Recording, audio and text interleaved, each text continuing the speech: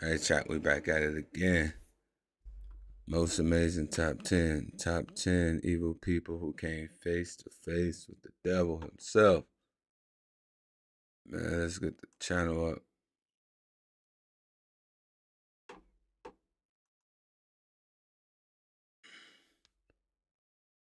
Let's hit that like button. Let's get into this one.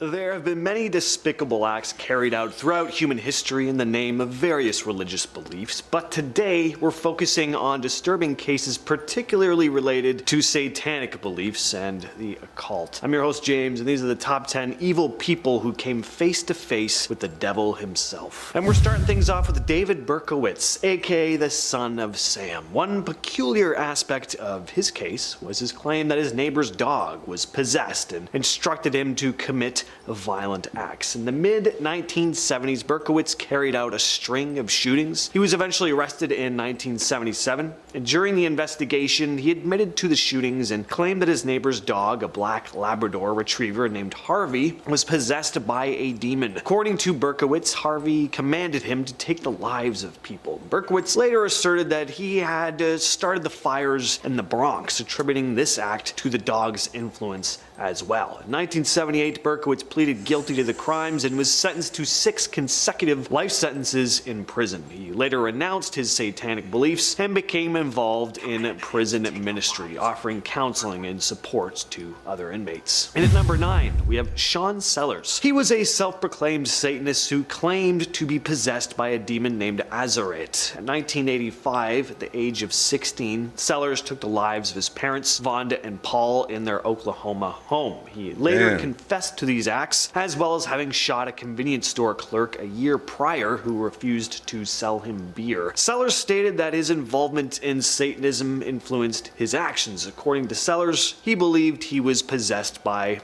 the demon, which drove him to commit the violent acts. And Sellers was eventually arrested, tried, and convicted for the crimes. He was sentenced to death in 1986, and during his time on death row, he became a born-again Christian and renounced his previous involvement in Satanism, but despite his change in beliefs and multiple appeals, Sellers was executed by lethal injection in 1999. Next up is Manuel and Daniel Ruda, two lovers bound together by their passion for violence in the name of the Dark Lord. How romantic. Manuel and Daniel Ruda were a German couple involved in a highly disturbing incident in 2001. They were responsible for the death of Frank Hackert, and their reason for taking their friend's life? Well, according to the couple at the time, they thought he was so funny and would be the perfect court jester for Satan. The Rudas were deeply immersed in occult practices, spending time vacationing in England and Scotland, sleeping in graveyards, and going to devil-worshipping parties. The couple subjected Hackert to hours of violent rituals, which tragically led to his demise. After taking Hackert's life, they stuck his body in a coffin that they used as a coffee table. They attempted to dismember his body, but they were apprehended before they could dispose of He said they tossed his body in a coffin they used to use as a coffee table. What the fuck these guys on, bro? remains. They were actually caught in a gas station, and apparently they were brandishing chainsaws, like waiting for the authorities to arrive. Very insane. In 2002, they were both convicted of the crime, with Daniel receiving a prison sentence and Manuela being committed to a psychiatric institution because of her diminished mental state. She cut her ties with Daniel when he was in prison, though, and he landed himself in court once again years later when he apparently attempted to hire a hitman to take her out. True love at its finest. As insane as all this is, using a coffin for a coffee table, that is actually an awesome idea. I am taking note of that. Nikolai Ogobliak. This next case happened in 2008 in Russia. It's pretty disturbing. Nikolai was a former choir boy turned Satanist and led a small cult of Satan worshippers. He and a few of his underlings lured 4 teenagers in the local goth scene into the woods, about 300 miles northeast of Moscow, where they forced them to drink alcohol before stabbing them 666 times each. After that, they parts their victims' bodies. He was arrested when various body parts were found in Nikolai's apartment. That's 600. Man. Oh. That was off a blood. complex. One member was quoted saying, God "Satan damn. will help me avoid responsibility. I made many sacrifices to him." Another said, "I tried to turn to God, but it didn't bring me any money. I prayed to Satan and things improved." It didn't improve that much because now you're in prison, but yeah. Number 6, the Beasts of Satan. The members of the Beasts of Satan were primarily young individuals in the metal scene in Soma, Lombardo, Italy. They shared an interest in Satanism and the occult, and they believed in ritualistic practices influenced by the darker aspects of satanic worship. One night in January of 1998, after hanging out at Midnight Pub listening to heavy metal music, 3 members, Andrea Volpe, Nicola Sapone, and Mario Muccione, lured 2 of their friends out into the woods and took their lives in a ritualistic sacrifice. They buried their bodies in the woods and then danced on their grave. That remind me of those people, I can't remember their name, bro. That was a cult. They let that dude talk them into putting on all black, bro. And drinking some shit in some fucking room, bro. They killed all they dumbass self, bro. Fucking goofies. Now you're both zombies. Try to get out of this hole if you dare. Might have sounded catchier in Italian. The group got away with this initially. Authorities didn't look into the 2 teens' disappearances because they were a couple, and police were like, oh yeah, they probably ran off together. Great policing work. Then in 2004, the group's leader, Andre Volpe, took the life of his ex-girlfriend, believing she knew too much about the incident from 7 years prior. Then he and his buddy buried the body before taking a large amount of drugs, crashing their car into a tree. The 2 were arrested, and during interrogations, everything came out. Next on the list is Ricky Queso. In 1984, Ricky Queso, a teenager from Northport, New York, took the life of his friend Gary Lowers. On June 16th, 1984, Queso and a group of friends, who were all part of a group they called the Knights of the Black Circle, lured Lowers to a remote wooded area. There, a confrontation ensued, during which Queso and his accomplices subjected Lowers to a drawn-out beating. Queso apparently tried to force Lowers into praising Satan. Lowers refused, though, repeating that he loved his mother. The entire group was high on psychedelic drugs at the time. Queso would then brag about the incident to his friends days afterwards, claiming that Satan had appeared to him in the form of a black crow, and when it cawed, he interpreted it as Satan giving his approval of the attack. This was at the height of the satanic panic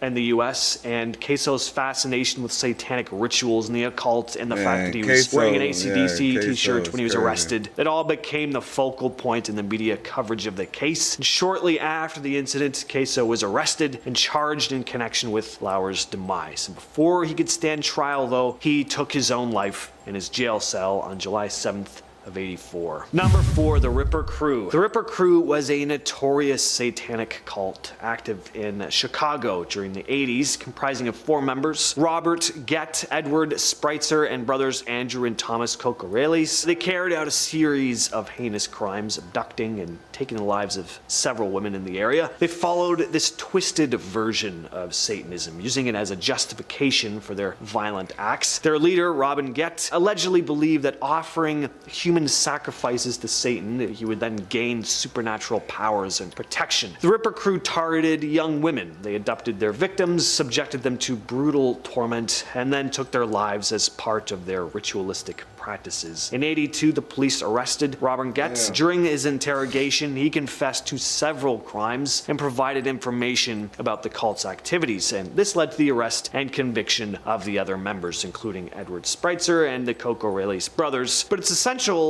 to, I want to say, their actions aren't really representative of mainstream Satanism. I think that this goes for everyone on this list. In real life, Satanism really is not about promoting violence. Anyway, in 83, Robin Gett was sentenced to 120 years in prison. Edward Spreitzer and Andrew Cocorelis were sentenced to death, with Spreitzer later receiving a life sentence after Illinois temporarily banned the death penalty, and Thomas Cocorelis was actually released from prison in 2019 for some reason. Next on the list, we have Christa Pike. In January 1995, Christa Gail Pike who was 18 at the time, along with 2 accomplices, Shadola Peterson and Tadariel Ship, Pike's boyfriend, were involved in a gruesome incident that claimed the life of classmate Colleen Slemmer. Pike had a disturbing interest in Satanism and the occult, and carried out the act in a particularly disturbing manner. So it all started when Slemmer seemed to be talking to her boyfriend a little too much for Christa's liking, so she formed a plan with Ship and Peterson to take Slemmer out of the picture. The trio lured Slemmer to a vacant steam plant where they violently attacked her. They beat her for 30 minutes, cut her up, even carved a pentagram into her chest. In 1996, Christa Pike was convicted of her role in the event, and despite her young age, was sentenced to death. She's currently still on death row. Number 2, Richard Ramirez, or as he became known, the Night Stalker, one of the most notorious criminals in American history. Ramirez was heavily influenced by Satanism, and he often left satanic symbols at the scenes of his crimes. He was known to draw pentagrams on the walls and leave occult objects behind. Ramirez believed that he was protected by dark forces and that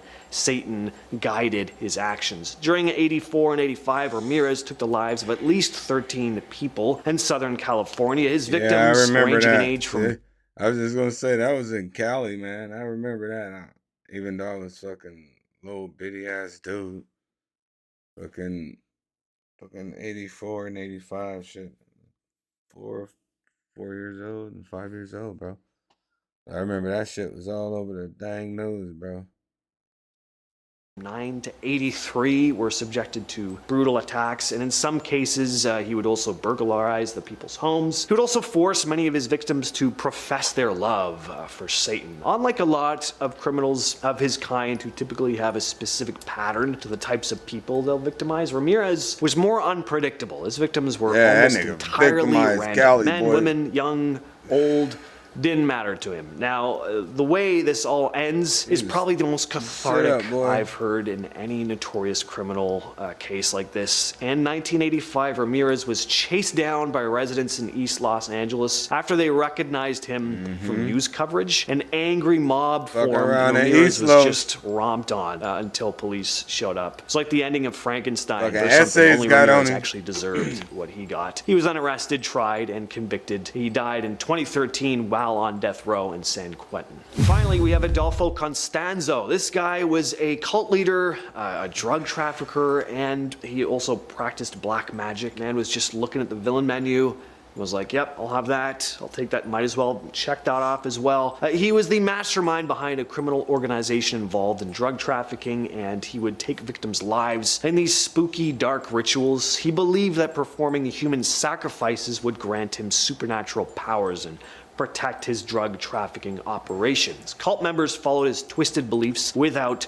question, basically the definition of a cult. The cult's rituals often involved human sacrifice. Victims were often abducted or lured and then died in ceremonies aimed at appeasing deities and spirits. Their bodies were dismembered and body parts were used in the rituals. In 1989, Constanzo's criminal activities began to unravel when Mexican authorities discovered the cult's headquarters in Matamoros, Mexico, and there they found evidence of the cult's rituals, including human remains and ritualistic artifacts. There was this big witches type cauldron with a dead black cat and a human brain inside of it. Doesn't seem real. Constanzo and 4 of his followers fled, but were eventually tracked down by the police, and Constanzo didn't want to be taken alive, and so he ordered one of his followers to shoot him, and that was the end of that. With all that said, I've been your host James, and I'll catch you, yes you specifically, in the next video. Alright chat. Shit man, I hope liked that one.